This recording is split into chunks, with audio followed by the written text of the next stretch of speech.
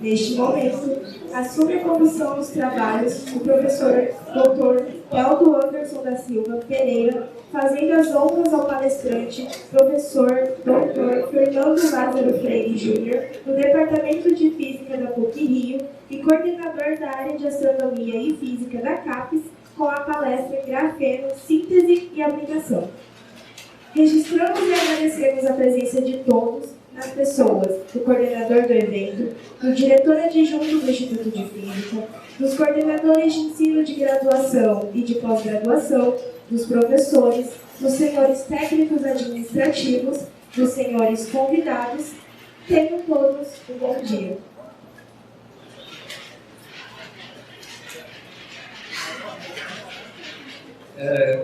Bom, satisfação apresentar o professor Lázaro Freire Júnior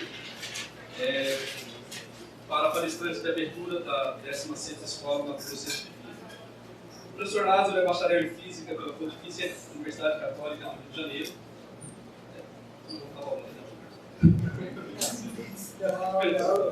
Então, eu vou falar a formação sem falar o seu. Mestrado em Física e doutorado em Física também pela PUC. Professor titular do Departamento de Física da Pontifícia Universidade Católica do Rio de Janeiro. Foi presidente da Sociedade Brasileira de Pesquisa de Materiais, SPPMAT. Esse ano nós tivemos um evento da SPPMAT e foi homenageado nesse evento. Co-editor da Europhysics Letters, publicação da European Physical Society no período compreendido entre 2006 e 2010. De 2010 a 2013, foi advisor e editor da Europhysics Letters. De 2008 a 2012, foi coordenador de área da Física e Astronomia na FAPESP e desde 2012 é membro do Conselho Superior da FAPESP. De dezembro de 2011 a novembro de 2015, foi diretor do Conselho Brasileiro de Pesquisa Física, o CPPF, e em dezembro de 2013 foi eleito membro titular da Academia Brasileira de Ciências e desde 2018 é coordenador de área da Astronomia e Física da CAPES. É coordenador do INCT, de Engenharia e Superfície, desde 2010 e tem experiência na área de Física da Matéria Condensada experimental, atuando principalmente nos seguintes temas: carbono não estruturado, na forma de cubos finos, grafeno e nanotubos. Professor, com satisfação que a gente recebe isso aí. Vou falar de administração para vocês.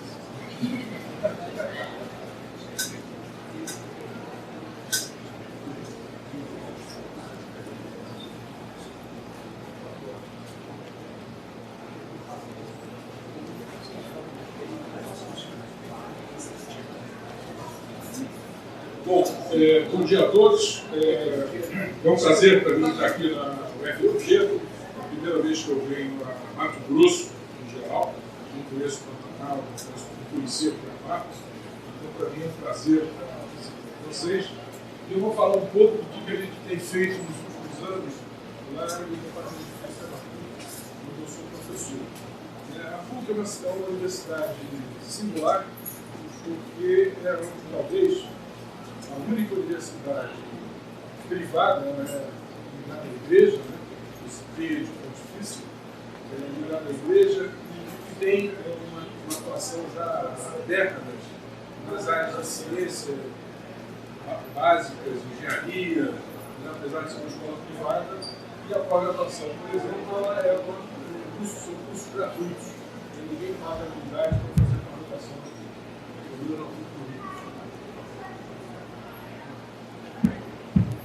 Bom, então,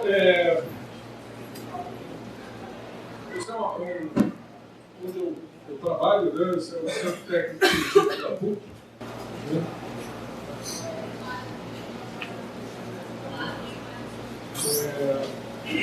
O Centro Técnico Científico da PUC, eles têm alicerce da universidade. Né? A gente tem alguns programas de nota 7, né? No Conselho da CAPES, a física junto com a engenharia civil é nota 6, tem outros programas que são nota 5, química, engenharia de materiais, engenharia química, meteorologia, e fora do centro técnico científico, departamento mais preeminente é o departamento de economia, que é 7 na CAPES, e na última gestão do Banco Central, 3 diretores eram professores da PUC. Isso, mais tempo atrás, quando existiam os projetos médicos, vocês não sabem direito o que era um recurso que vinha do governo federal para pagar salários, montar infraestrutura de pesquisa, que foi montada no Brasil todo, na PUC, na Unicamp, na USP, na UFRJ. E esse pessoal da economia dizia que eles eram pesquisadores experimentais. Surpresa de todos, experimental, vocês são das cobaias. E a vantagem é que não tem comitê de bioética. Então, eles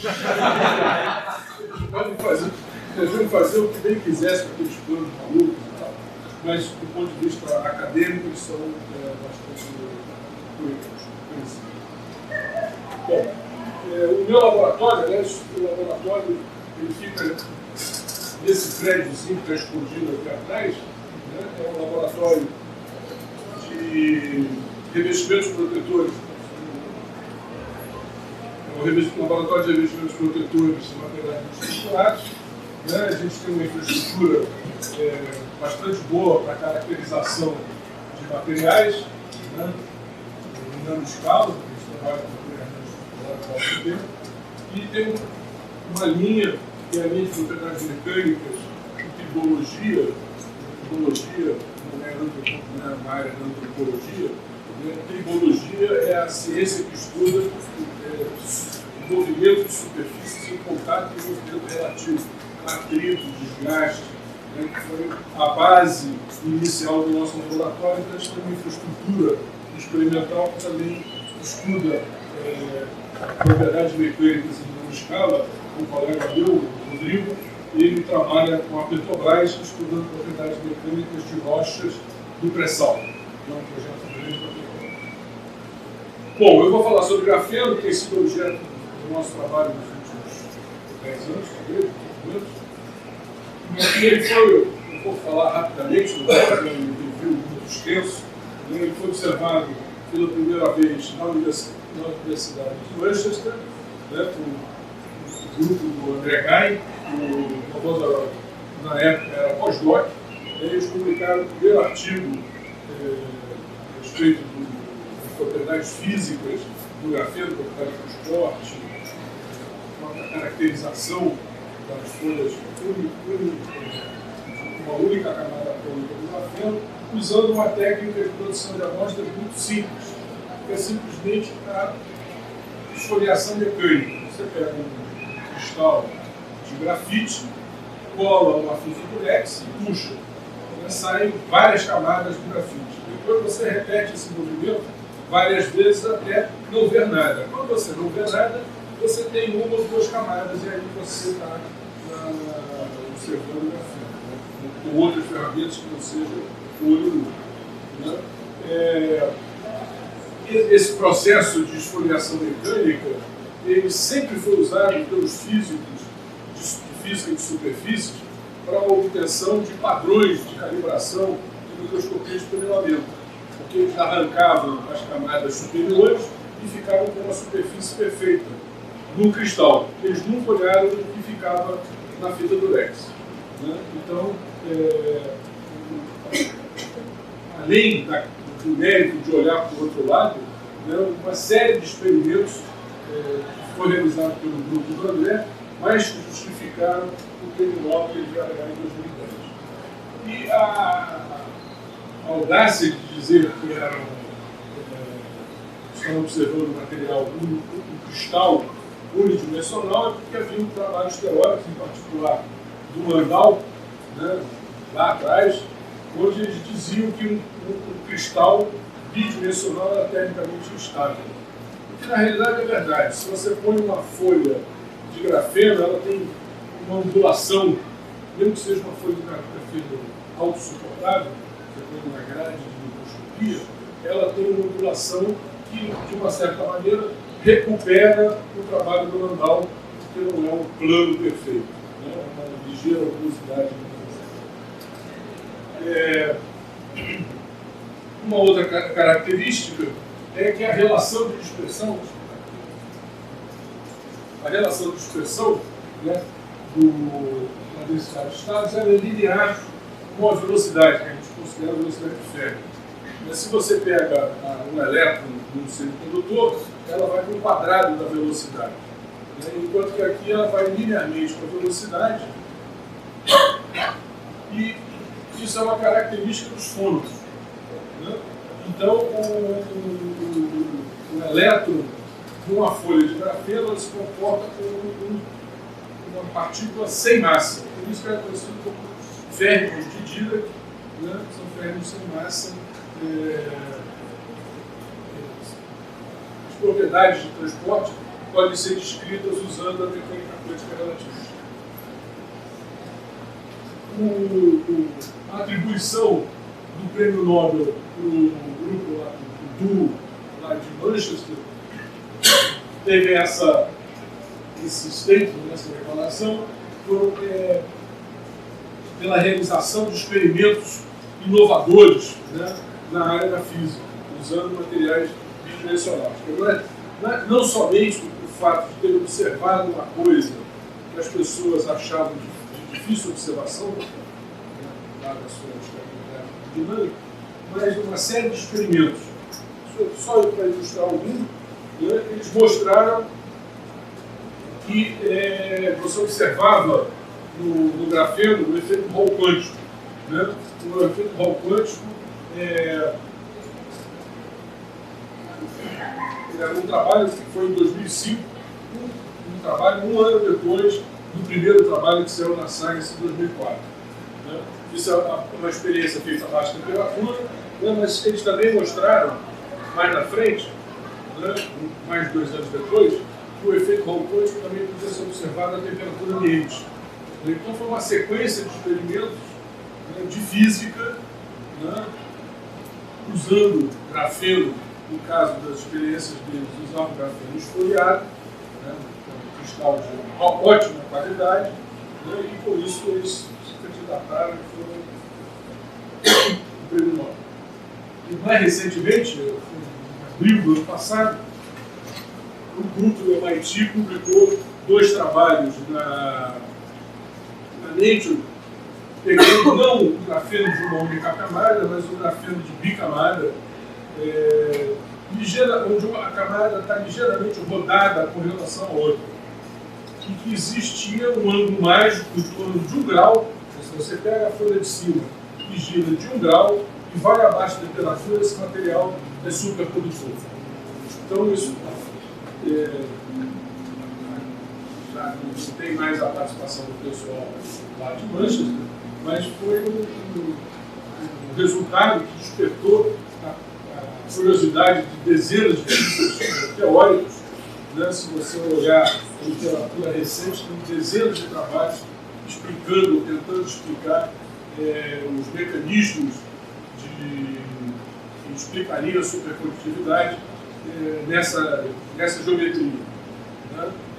Recentemente saiu na Physical Review Letters, 2 meses atrás, um trabalho onde o teórico, o pessoal lá de Halle, na Max Planck de microestruturas em Halle, eles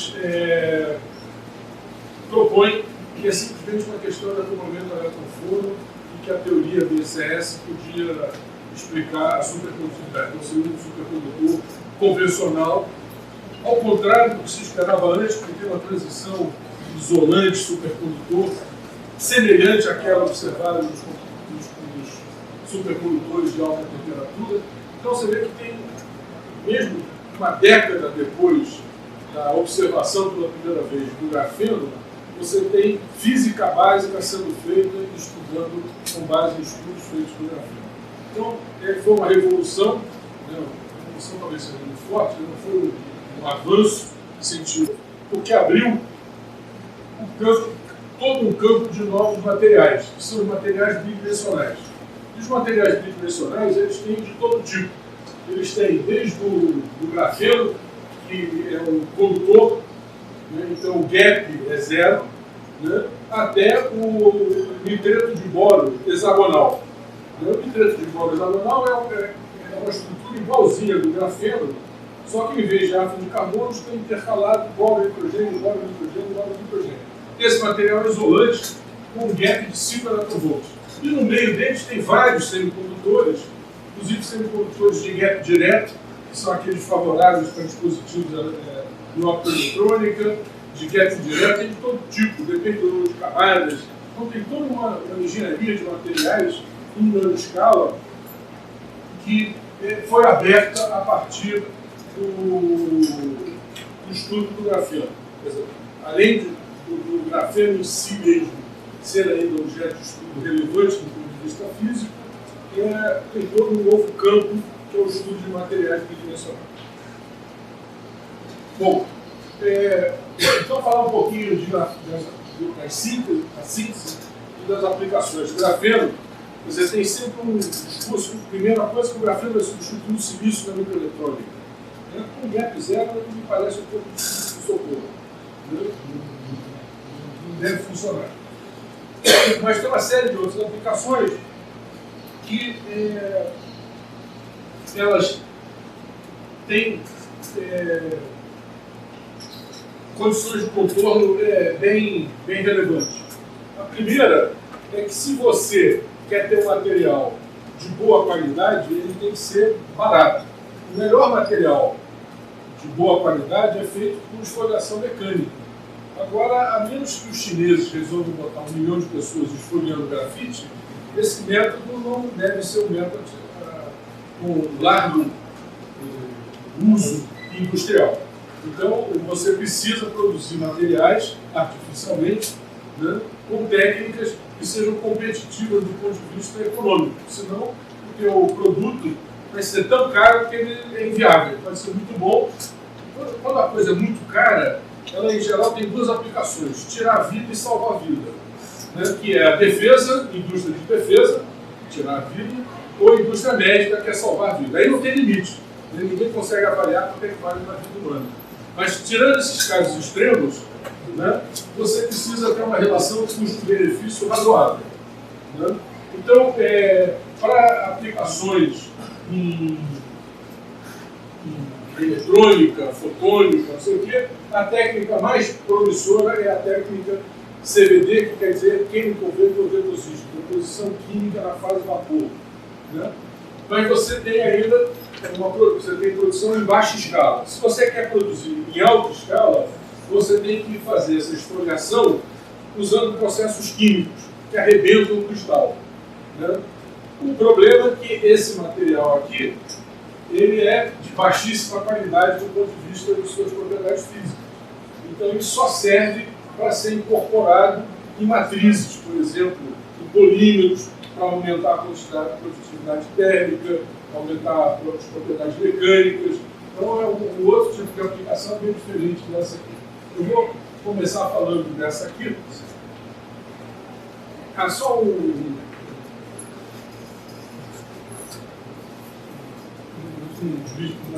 ligeiro olhar sobre o mercado mundial do grafeno. Esse é um levantamento feito por essa fundação aqui, Foundation, que organiza congressos de grafeno. E aqui está as indústrias ou aplicações, né, de cada tipo do grafeno. Então, eles começam da mina de grafite, que é a matéria-prima, principalmente para a esfoliação química. No Brasil tem várias empresas que estão, por exemplo, tem um programa no FMG de produção de grafeno oxidado, que é o grafeno esfoliado quimicamente, para a produção em larga escala, para aumentar o valor agregado do grafite. Então você tem a mina grafite no Brasil, que é na Bahia. Então, mesmo no Brasil, tem várias empresas que produzem grafite. Então elas estariam enquadradas aqui. Depois, produtores, pessoas que sintetizam e vendem materiais bidimensionais, por exemplo, de sulfato de molibdênio, de boro e tal. O fabricante de instrumentação científica para caracterização de grafeno. Fornecedor de grafeno, produtor de grafeno e desenvolvedor, são startups de aplicação do grafeno. Então a gente pode ver por aí que o grafeno não é ainda um produto que tem aplicação em larga escala do ponto de vista econômico. Ele está ainda no estágio muito inicial daquela curva de produtos comerciais que vão ter espaço no mercado. Bom, Então, como é que você faz a síntese para o CVD? A síntese para o CVD é muito simples. Você tem, isso aqui é o esquema. Você tem, isso aqui é uma fotografia, né, do sistema, que é o sistema homemade lá do você tem 3 sistemas desses, que é um forno que vai até 1200 graus, um forno fabricado no Brasil, lá em São Carlos, né? Um tubo de quartzo.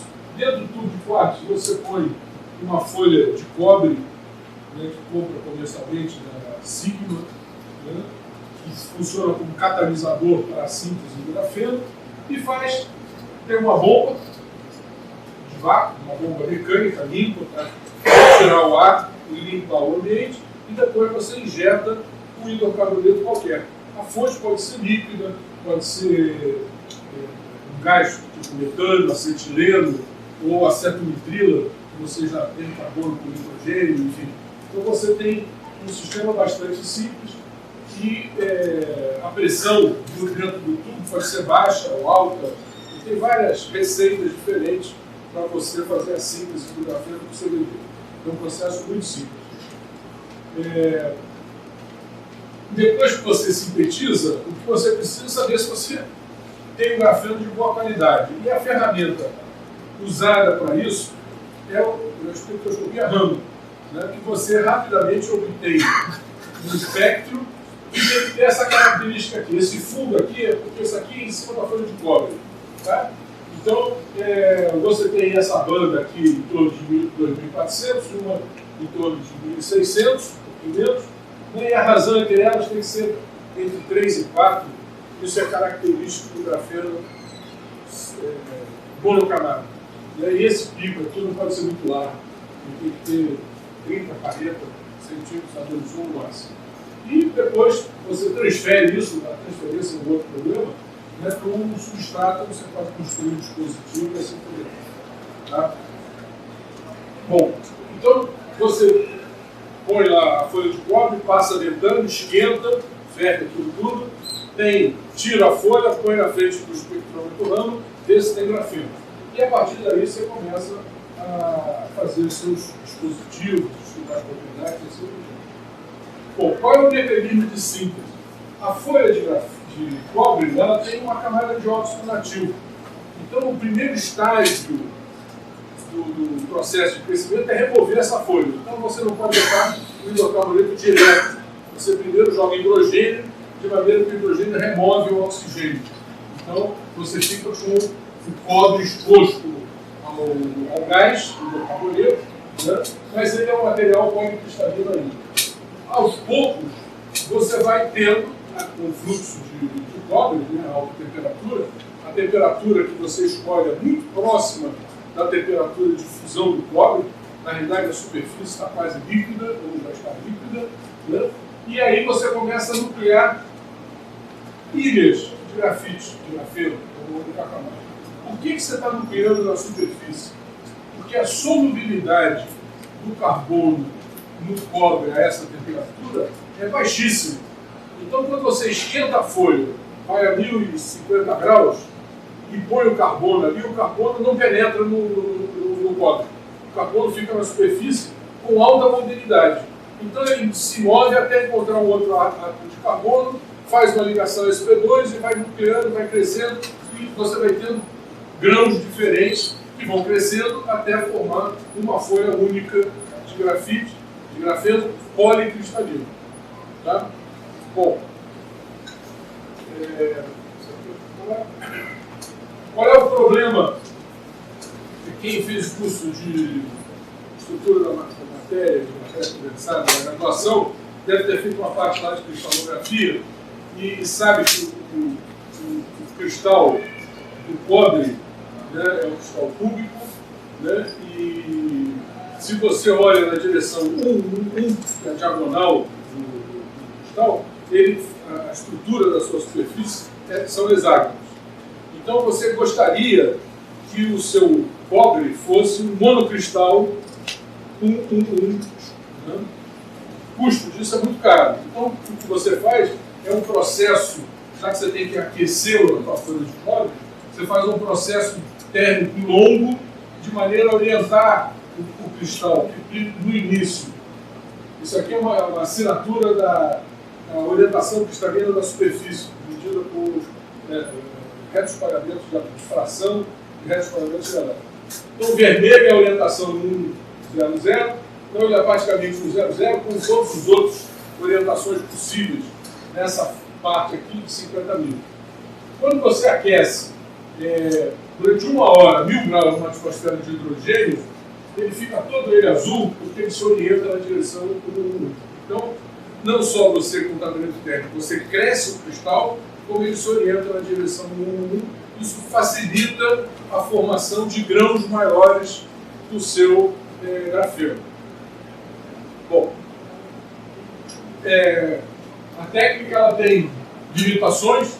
A primeira, crescimento em grande área, e depois ele está crescendo em cima de grafite, de cobre. Cobre é um condutor.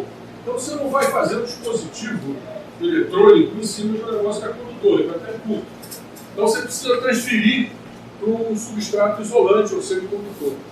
E o processo de transferência introduz impurezas no grafeno. Então você tem essas duas limitações que você tem que tentar superar. Isso é um trabalho que foi publicado 2 anos atrás. Essa revista aqui ela é os anais da Academia de Ciências da China, né? E eles produzem cristais, eles dizem metro, mas na realidade é meio metro, 40 centímetros, né? Mas enfim, você pode escrever a 4 metros, né? Mas e eu vou mostrar como é que eles fazem isso. Bom, o substrato é o mesmo que todo mundo usa, uma folha de cobre de 25 micros de espessura, o fabricante é o chinês, mas isso tanto faz. Né? Eles aquecem a 1030 graus, a temperatura normal, e a atmosfera de argônio e etânio e hidrogênio. Então, o que tem é uma folha que corre, né? Ela tem um carretel de cobre que corre dentro do forno. Então, ela começa policristalina, né? Ela segue isso aqui e vai orientando na direção do ela lentamente vai formando o cristal e orientando. Esse sisteminha aqui, ele é vendido pela LG Electronics, uma empresa coreana. Se você quiser comprar isso, vai no site da LG, você compra esse sistema. Então, isso já é um produto comercial. Tá? Então, você consegue, nesse caso aqui, estão só com a atmosfera inerte para mostrar a evolução da folha. Quer dizer, ao longo desse processo, a folha vai se orientando na direção 1, 1, e depois eles fazem técnicas de difração para mostrar que o cristal é 1. Agora você repete o mesmo processo, só que colocando metano. E o que você vê é que, como você tem cristais grandes de cobre 1, 1, você vai nucleando os seus grãos de grafeno orientados ao longo de uma dada direção preferencial. Na medida que eles crescem, eles tendem a formar um monocristal, por isso que eles chamam de single crystal winter-size. Então, quando a gente olha, depois que eles crescem a folha, e vai, por exemplo, uma técnica tipo STM, e marca um vértice daqueles 3 grãos que cresceram, você não consegue ver solução de continuidade. Então, aparentemente, você consegue fazer um cristal que é todo ele um único grão. Né? Bom, eles caracterizam essa folha, então eles observam a baixa temperatura, o efeito Raulmans, que é uma assinatura. O efeito Raulmans você vai observar se o material tiver boa qualidade. Então, o CVD que eu faço no meu laboratório, que é policristalino, não tem efeito Raulmans. Os efeitos são produzidos. O Rama mostra um cristal de boa qualidade, a resistividade de folha, propriedades elétricas e assim por diante. Então, a gente consegue produzir um material de boa qualidade em grande área. Qual é o problema? Você tem que tirar do cobre. Como é que você tira o material do cobre? Por um processo de ataque químico. Você pega aquela folha de cobre, coloca num ácido e corrói o cobre. Por exemplo, pentacloreto de ferro. Ataca, né? Mas se você corrói o cobre e deixa a folha de grafeno flutuar no líquido, né, que é feito em cima d'água, né, água pura, ionizada, não sei o quê, você não vai ver nada, porque o negócio de uma monocamada de espessura é transparente. Então você precisa ter, em cima do grafeno, uma camada de sacrifício de polímero, para você poder observar onde é que está a folha de grafeno. Então você pega, cresce lá o PNA, né, depende aí, o PNA tem massas moleculares muito diferentes, né, você pode usar os polímeros e tudo, e aí você ataca o cobre e fica olhando o negócio que você consegue ver. E aí transfere, você pesca isso com uma folha, como por exemplo uma lâmina de silício oxidado. Então você tem transferiu o grafeno para o óxido de silício. O problema é que você, mesmo deixando um solvente que ataca o polímero durante um tempo muito longo, você não consegue excluir, eliminar esses pontinhos aqui, que são resíduos do polímero, que são centros de espalhamento quando você vai fazer, por exemplo, medidas de propriedade de transporte. Então, você tem um cristal belíssimo, mas sujo. Então, você precisa agora desenvolver técnicas, não só você consiga fazer um cristal de boa qualidade, mas que elimine a contaminação dessas camadas poliméricas de sacrifício. Então, isso aqui é um trabalho que saiu ano passado do grupo lá do Ajaia, que é um personagem que vive aqui no Brasil, né, tem vários colaboradores, mexicanos, disciplinares, portuguesa, várias pessoas que estão por ele, né? E aí tem vários processos de ataque químico do cobre. E ele mostra que se você usar todos esses pontinhos azuis aqui, são sujeira. Se você usar esse produto comercial da Sigma, você, ao mesmo tempo que você remove o cobre, você remove o polímero. Então, existem técnicas de melhorar esse processo de transferência para melhorar a qualidade dos dispositivos. Qual é o problema? Para eletrônica, você não pode ter cobre, porque cobre é um íon móvel. Quando você aplica a tensão no dispositivo, tensão elétrica, ele vai se mover. Então você tem que ter níveis de cobre muito baixos no seu dispositivo. Então, esse é que é o problema, porque o aceitável, né, para um dispositivo eletrônico é muito abaixo do que o observado em praticamente todos os processos de transferência do grafeno para cima do óxido de silício. Então, a gente brincou um pouco isso também, só que a gente, ao invés de usar o PNMA, a gente usou o PU, é mesmo procedimento, né? A gente consegue superfícies bem limpas, né? Um é mais limpo do que 2% de concentração de THF com solvente, né? E não consegue ir para concentrações menores, porque senão a folha fica quebradiça. Então, quando você põe o polímero em cima, ele não tem rigidez mecânica para suportar o grafeno, ele fica quebradiço. Então, você tem lá uma solução intermediária para usar, uma solução muito diluída do THF, que tem um processo de limpeza bastante bom. A gente usou essa estrutura aqui, né, PU e grafeno, né, para outra coisa, uma outra aplicação que não tem nada a ver com o microeletrônico. Tem a ver com a absorção de radiação eletromagnética na faixa de micro-ondas. Isso aí foi o trabalho de doutorado da Gelsa. A Gelsa era oficial de marinha e ela trabalhava no departamento de armas da marinha. Então eles queriam desenvolver materiais de baixo custo, transparentes, que absorvessem a radiação eletromagnética na faixa micro-ondas, na faixa de radar. O que eles não querem revestir um porta-aviões, um destroyer com grafeno. Obviamente que não é isso. Mas, por exemplo, um carro blindado de fuzileiros, né, tem pequenos orifícios de observação, um farol, alguma coisa desse tipo, que precisa ser recoberto com um revestimento que absorve a radiação, para não permitir a localização. Porque a parte de blindagem, ela já é construída de tal maneira de espalhar aleatoriamente a radiação, o blindado é invisível. Mas o vidrinho lá onde o cara olha, ou o farol, ou coisa desse tipo, não é. Então a gente tem que ter, por isso tem que ser transparente e de baixo custo. A gente fez medidas, isso aqui é componente,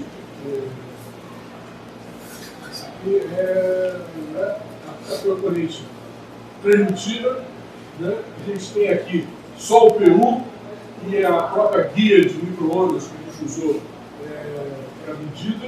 Então o PU em si não tem papel nenhum, e quando a gente põe o PU, aquela estrutura, tem PU e grafeno, a gente reduz, a gente absorve essa quantidade de radiação aqui. E, infelizmente, isso não atende aos requisitos da Marinha, precisa que a discussão seja ainda maior, e eles estão hoje trabalhando com nanotubos de carbono, que eles conseguem controlar mais a concentração do material absorvedor. Agora, a gente completou, por exemplo, tinha um sacanagem crédito, mas pelo menos cobriu. Série para mim, por exemplo. A Gelsa, que é a aluna do doutorado, tem uma série de vantagens. Então, isso aqui eu vou passar. Bom, esses são resultados que eu peguei na última conferência de grafeno, que foi realizada em Roma, em junho, né? E esse sujeito aqui, Mark, ele é da Samsung. A Samsung é um grupo grande trabalhando em grafeno. Né? E eles não estão querendo substituir o silício. O objetivo deles no momento é melhorar, por exemplo, o contato elétrico. Né? Então, o que eles fazem?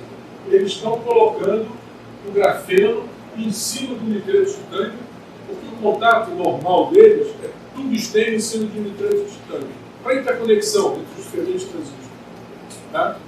Então, eles colocam o grafeno no meio dos dois, um pouco de grafeno. Por quê? Primeiro que eles não conseguem botar o grafeno cresce acima de qualquer coisa, né? Inclusive o nitreto de titânio. Mas eles têm que trabalhar a baixa temperatura.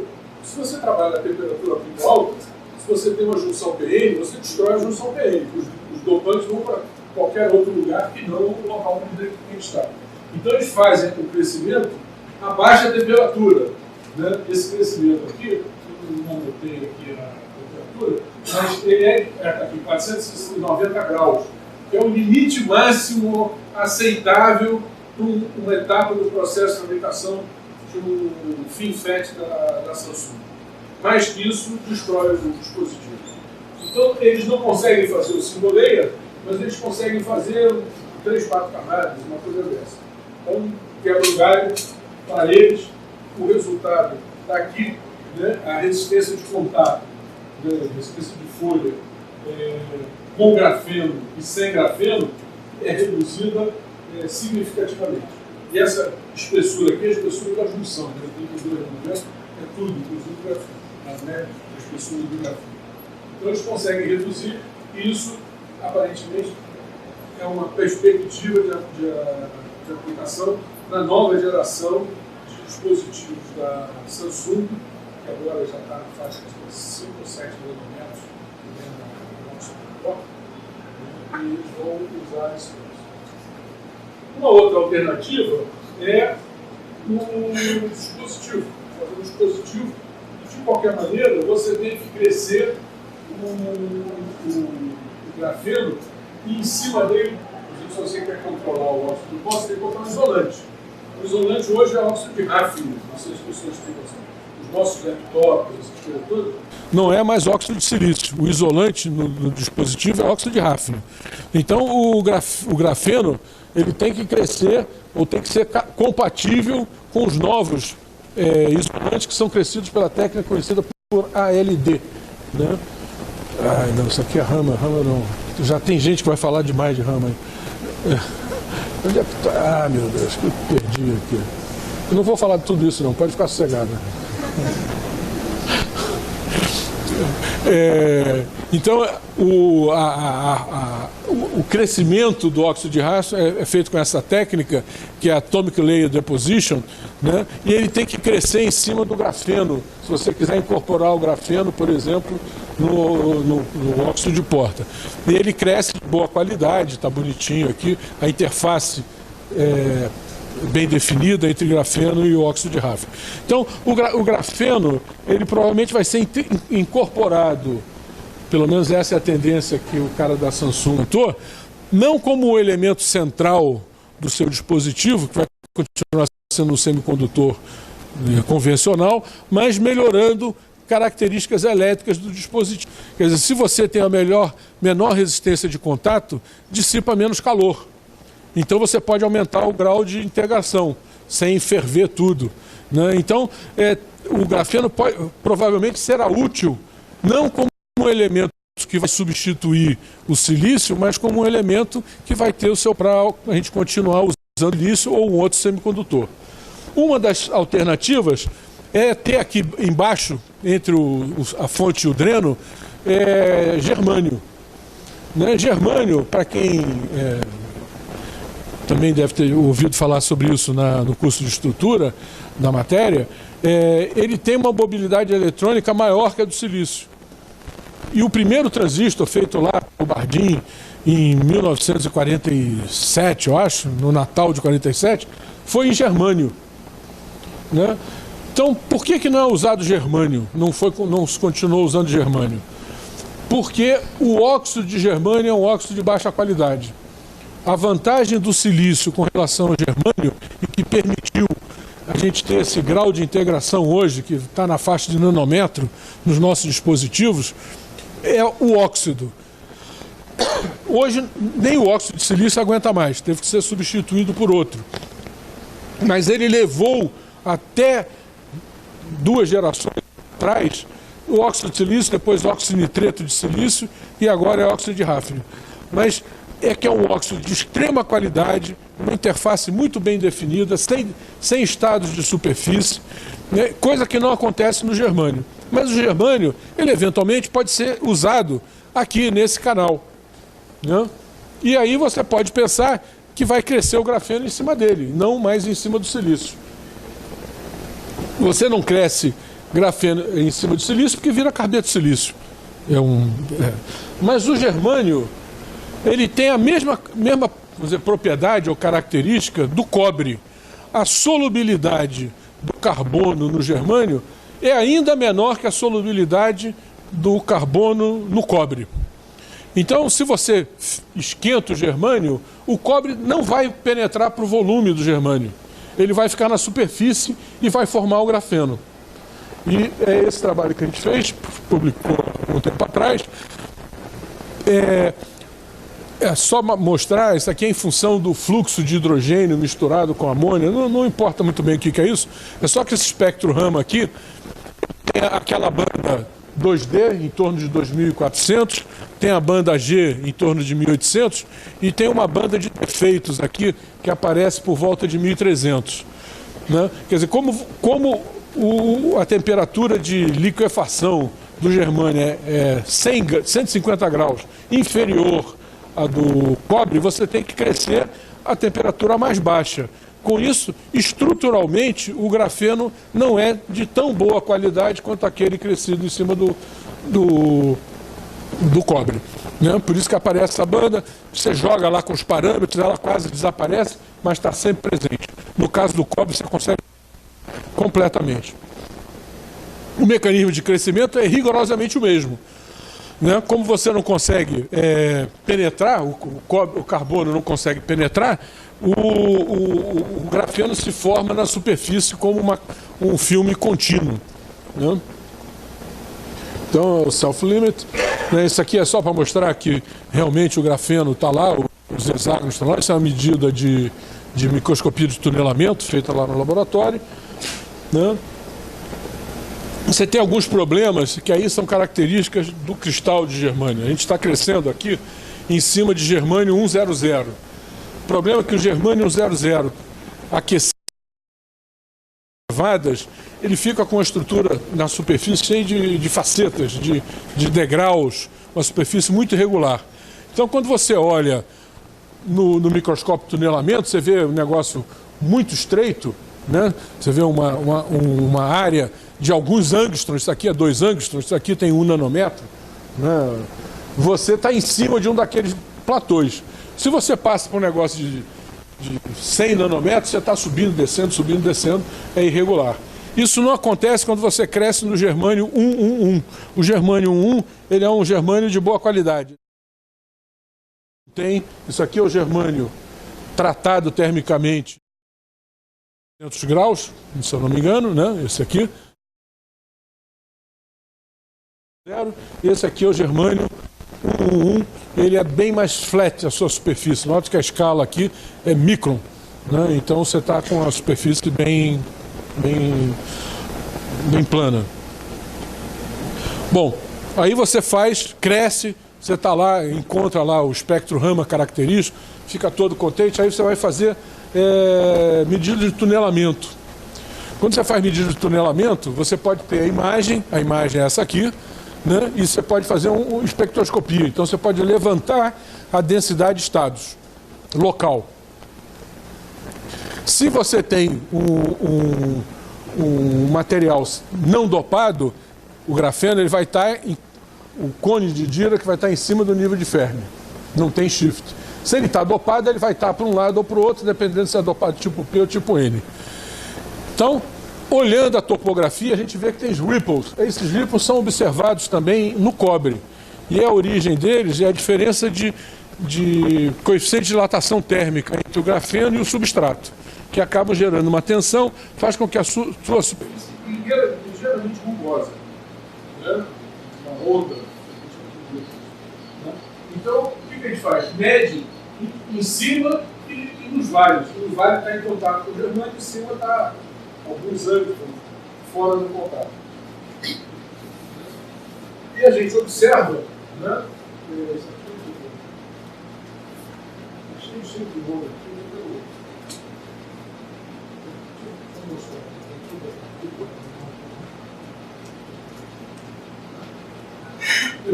Nesse caso aqui, a medida foi feita no fundo do vale. A energia de Dirac está deslocada com relação à energia de Fermi.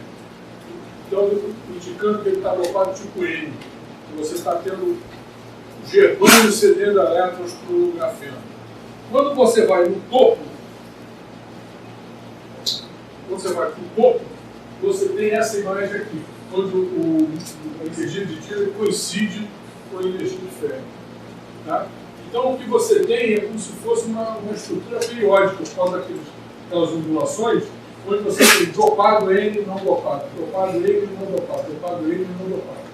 E uma outra coisa relevante é que o STM permite você determinar, aqui fica mais claro, né? Isso aqui é a direção armchair, isso aqui é a direção zigue-zague, né? Do plano de grafite. E todos eles seguem essa orientação independente se for no 100 ou no 110. E todos eles têm essa mesma característica. Então a gente vê que a frente de onda de propagação é na direção zigue-zague. Né? Ela se propaga na direção zigue-zague e a crista está aliada para a direção armchair, ou seja, não é um negócio aleatório, apesar de ser uma estrutura policristalina, você medindo em pontos diferentes da amostra, você vê que tem uma lógica ali no crescimento. Bom, isso aqui eu vou pular. Isso aqui é uma outra coisa interessante, que é o seguinte: a gente cresceu a amostra, fez o trabalho, mandou para a revista e tudo. Aí, tempos depois, fomos medir de novo. Né? E quando a gente mediu, eu já estou acabando aqui. Quando a gente mediu, isso aqui é um gráfico, que a gente faz um mapa Raman, de uma área lá, portanto, tem algumas centenas de espectro Raman, E esses espectros você pega, faz um gráfico entre a posição da banda 2D, que é aquela 2400, e a banda G, que é 1600. E você vê que os teus resultados que você tinha anteriormente estão todos eles aqui. Essas linhas aqui correspondem a dopado tipo P, não dopado, dopado tipo N, estresse biaxial. Aqui tem um certo estresse. Quando você pega meses depois, essa mancha veio para cá. Quer dizer, de alguma maneira o teu material relaxou, não tem mais estresse. E por que ele relaxa? Porque oxida tudo embaixo dele. Aí a gente fez um negócio controlado, né? E isso aqui é o espectro do germânio puro, né? Do wafer germânio limpo, exposto, tem um pouquinho aqui de óxido, né? Depois de um certo tempo o óxido começa a aparecer. Depois de muitos meses, ele praticamente está com a superfície toda oxidada. Então, o fato de ter aqueles ripples, ter contornos de grão, permitem que a atmosfera penetre embaixo do grafeno e oxide o germânio. E com isso, as suas propriedades elétricas, que eram uma antes da medida, deixem de ser e você tem só o material não dopado, que é essa curva aqui, não dopado. Porque não tem mais uma espécie de um buffer isolante do óxido de silício, o germânio semicondutor, e o grafeno está como se o grafeno tivesse autossuportável, que é um metal, não está dopado, ele nem coisa nenhuma. Né? Quando a gente diz que o grafeno intrínseco é dopado tipo P, é porque tem oxigênio em cima dele. Né? Que a gente vê aí na literatura, o oxigênio está em cima dele. Bom, eu vou só dizer que a gente, entre outras coisas, a gente fez várias coisas. Hein? A gente fez um sensorzinho de gás, ele funciona, né? Eu vou só botar o resultado aqui final. Né? É reprodutível, é estável, meses depois ele continua funcionando. Né? Se o Gil tivesse aqui, eu pedi R$ 600 mil para fazer uma startup, né? Enfim. E a sensibilidade, ela está na faixa de, se aqui é uma curva, se você extrapolar, está na faixa de parte por milhão. A gente fica, porque tem um trabalho do Gain que diz que a sensibilidade é parte por bilhão. É verdade, ele fez lá um trabalho que é parte por bilhão para amônia.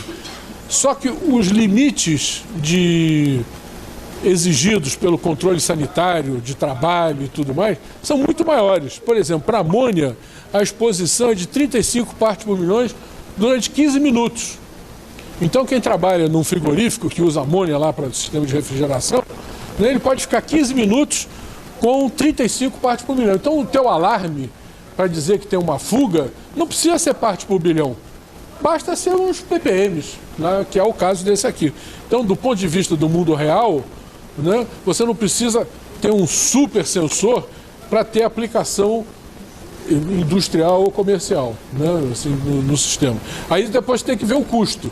Se esse aqui é mais barato que o outro, se você consegue ter um sistema... Tem toda uma cadeia, né, que não é tão simples quanto simplesmente ter uma ideia e isso aí vai virar o Bill Gates, né, o Steve Jobs, né, tendo uma ideia inovadora, você vai ficar multimilionário. Né? Tem uma certa dificuldade antes disso. Bom, então acho que eu já estourei aqui meu tempo. Então, eu queria agradecer a atenção de vocês. Né? Boa tarde.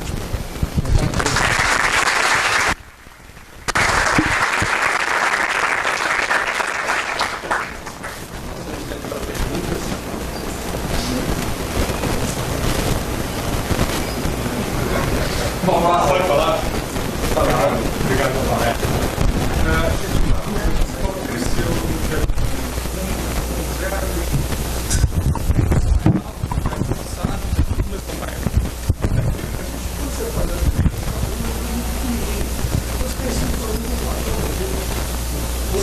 Certo.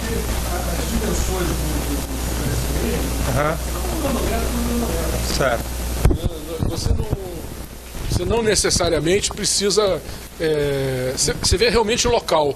E local, para ele, tanto faz. Quer dizer, o cristal que está embaixo não define. Não. É só o grafeno mesmo. Isso. Tá bom, obrigado. Pessoal, mais perguntas?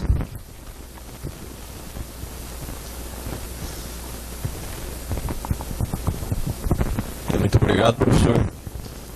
Parabéns pelo trabalho. No caso do grafeno CVD, a gente consegue oxidar ele ou reduzir para colocar ele num dispositivo, por exemplo, um LED? Não, é melhor você produzir a partir do grafite o processo de grafeno oxidado direto, ou depois reduz, esquenta durante algum tempo, faz uma coisa desse tipo. É mais prático, que você ganha no volume, no teu... E no preço, né? Não, mas o preço acho que não...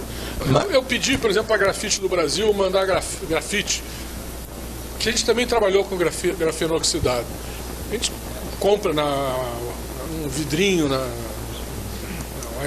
Sigma Altos e tal. Eles mandaram um saco de 2 quilos. Porque negócio desse tamanho. Porque para eles não custa nada. Matéria-prima, produto mineral, não custa rigorosamente nada. Eles vendem tonelada. A unidade de medida deles é tonelada. Então, mandar 2 quilos, 3 quilos, 10 quilos, é nada para eles. É o preço do correio, sei lá, do transportador. Né? Então, se você quer fazer coisas em quantidade, o grafeno oxidado é a melhor solução. Você oxida aquilo, você faz o scale-up do teu sistema, né, que acho que é o que o Ado está fazendo lá com esqueci o nome da menina lá de BH, e você tem uma produção grande. É matéria-prima, quer dizer, você vai competir com o fornecedor coreano, o fornecedor chinês. Então você vai ter que ter um diferencial para convencer o mercado a comprar o teu e não o chinês, que talvez a pureza, né, você pode garantir que o teu não tem contaminante. Porque quem comprava, por exemplo, nanotubo de fornecedores asiáticos, vinha cheio de ferro, porque o de múltiplas camadas usava ferroceno como catalisador, usa ferroceno como catalisador, e aí eles não purificam. Então você tem que ter um diferencial para achar o teu nicho de mercado. E aí você tem quantidade.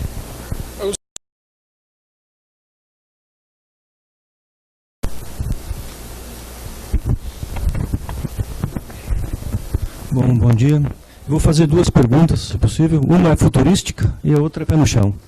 Tá? A futurística primeiro, Flexible Electronics, fazer circuitos flexíveis com o grafeno. Não, o grafeno já é usado. A Huawei, a última geração de celular da Huawei, é grafeno. Não é mais Ito. No celular, é grafeno. Então, se você passar isso para um plástico qualquer, você pode ter semicondutor orgânico, flexível e os contatos, todos eles feitos com grafeno. Porque eu me lembro que teve uma época que a tendência era vender isso como grafeno para circuitos flexíveis, né? Mas você vê potencial então nisso? Já está sendo usado, pelo menos para tela de celular, que é um negócio pequenininho, né? Tá. Mas já está sendo usado.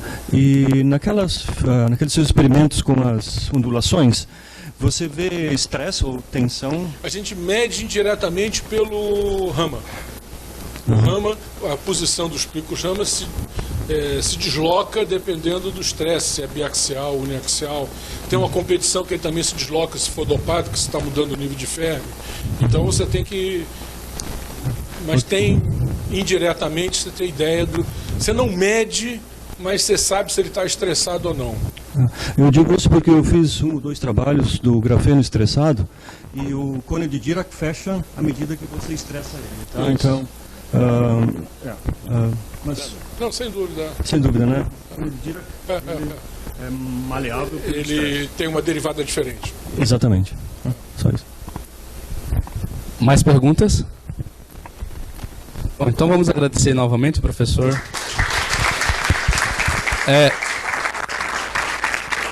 O evento retorna às 2 horas com a palestra da professora Carola.